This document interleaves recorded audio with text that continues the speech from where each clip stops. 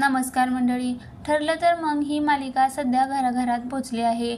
मालिकेत सध्या नवनवीन ट्विस्ट येताना पाहायला मिळत आहेत.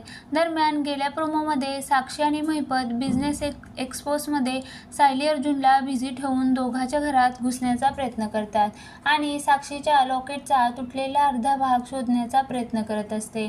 या सगळ्यात प्रिया सायली आणि अर्जुनवर नजर ठेवत असताना तिला मूर्ख बनवून तिथून हकलवतात.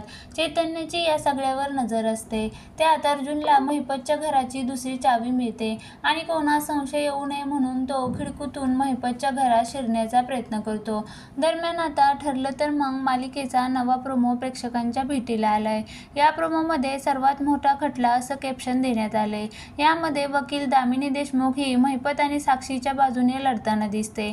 यावेळी ती म्हणते 2 वर्षापासून विलासच्या खुनाचा खटला सुरू आहे. यात वकील अर्जुन कोर्टाचा वेळ वाया घालवतायत.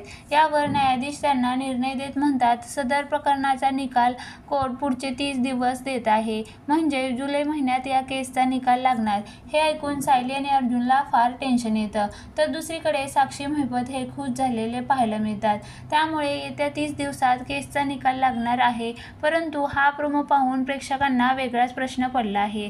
स्टार प्रवाहने सोशल मीडियावर या मालिकेचा प्रोमो शेअर करताना फक्त 30 दिवस बाकी असं कॅप्शन लिहिलंय. त्यामुळे चाहत्यांना ठरलं तर मग मालिका संपणार का असा प्रश्न पडला आहे. ठरलं तर मग मालिकेच्या या प्रोमोवर प्रेक्षकांच्या कमेंट्स येताना पाहायला मिळत आहेत. अनेकांनी कमेंट्स करत विचारलं मालिका संपणार आहे का? 30 दिवस बाकी म्हणजे काय? तर अनेकांनी मालिकेला ट्रोल करत यांचे 30 दिवस म्हणजे आपले 6 महिने असतात असं म्हटलं आहे.